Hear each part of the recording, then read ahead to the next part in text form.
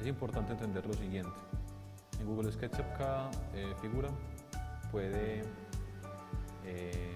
seleccionarse de tres formas, o se pueden hacer tres selecciones dentro de una figura, o bien las aristas.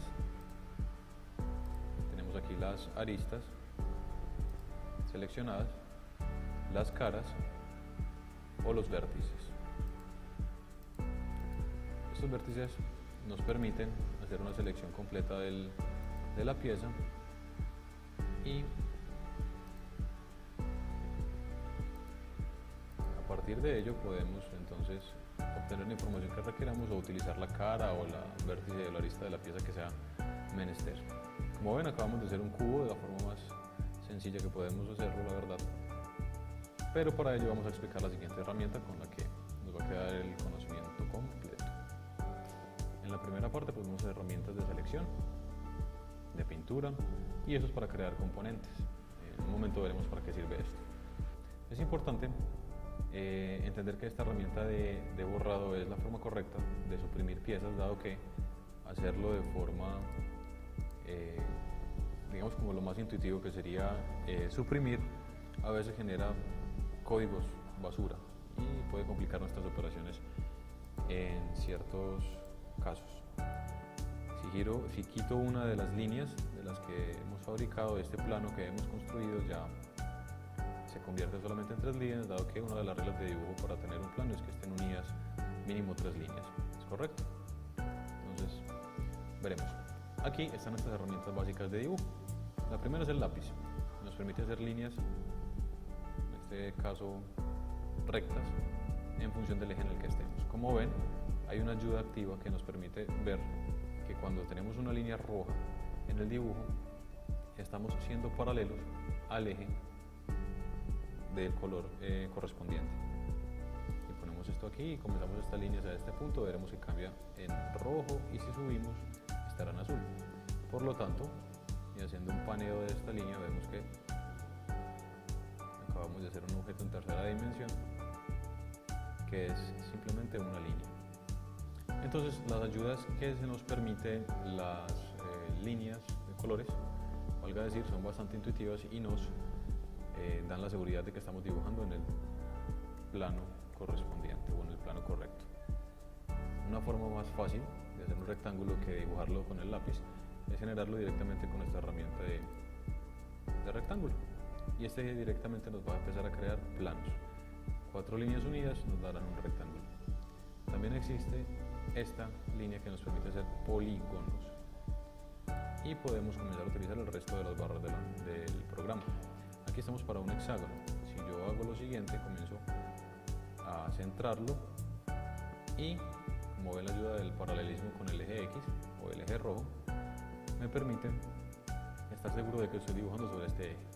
Como vemos en esta parte de abajo, había mencionado que es donde pondremos los parámetros. El radio, que es la línea que estoy extendiendo desde el centro y hacia afuera, es el que me va a permitir modificar la pieza. Digamos, vamos a poner un radio de 80. Enter, y ya me da la geometría que requiero.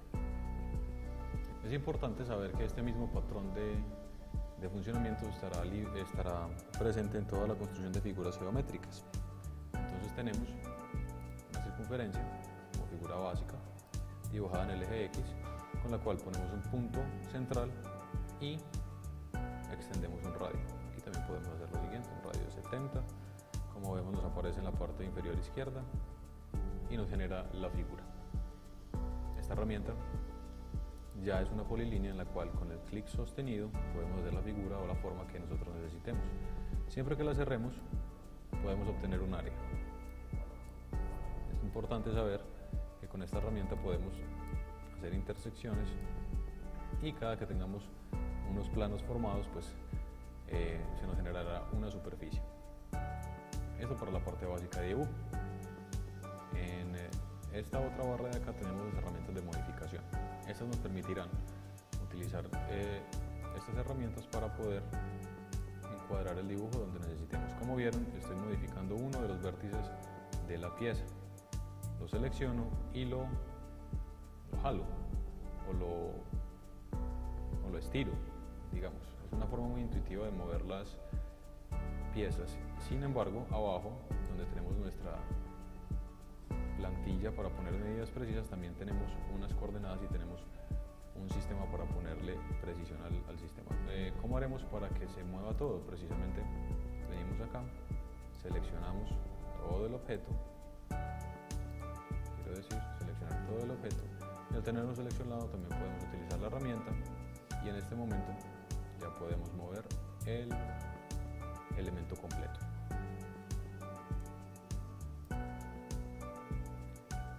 También vamos a utilizar la herramienta de extrusión. Esta es casi que la herramienta más característica de Google SketchUp porque nos permite hacer extrusiones de superficies que ya tenemos previamente generadas.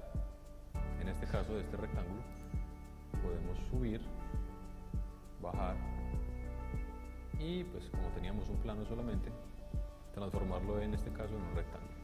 Pero cada una de las caras que comencemos a alar nos va a empezar a transformar toda la figura. También es importante saber, cada que tengamos una superficie, se nos puede generar un volumen a partir de superficies cerradas, como se ve en este caso. Otra de las herramientas importantes en Google SketchUp, y dada la facilidad que nos presenta siempre, es la herramienta girar. Entonces nos lleva a elementos que ya tenemos como referencia en nuestro estudio. Aquí hay un pequeño transportador, el cual pondremos en un punto de vértice o en un punto medio de nuestras figuras, y al hacerlo podemos obtener unas coordenadas. Como ven, el punto se modifica en colores. Si estamos trabajando aquí, estamos en el eje verde, en el eje rojo y en el eje azul, y ahí es donde se dará el giro. Si lo ponemos en este punto, por ejemplo, nuestro primer clic nos va a dar el punto de pivote, y luego el segundo nos comienza a modificar la pieza a partir de los grados que estemos introduciendo. También hay que decir que abajo, como vemos en nuestra barra, podemos poner el ángulo que queramos. Para este ejemplo pongamos 45. Otra herramienta también importante es la herramienta Sígueme, con la cual podemos tener una estructura dibujada, luego generar para esa estructura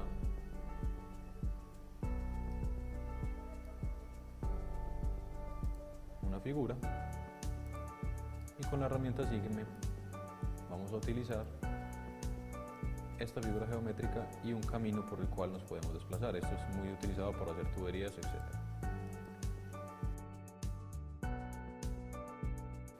Nuestra siguiente herramienta es la herramienta de escala, muy conocida por todos para poder magnificar nuestro elemento o reducirlo en función de lo que necesitemos. Como vemos aquí, escogemos una de las caras y podemos utilizarlo para que esa cara, en función de el jalar o empujar que hagamos, se modifique, y como vemos también modifica las dimensiones que están ligadas a ella. La herramienta Offset nos permite obtener un dibujo igual o esquemático de algo que ya tenemos. Uy, aquí se me fue. Vamos a dibujar un contorno sencillo, y con la herramienta Offset nos permite generar la misma figura o la misma estructura que tenemos de forma externa, pero variando las medidas internas. Así podemos optimizar el trabajo y presionar en diferentes direcciones lo que sea que necesitemos.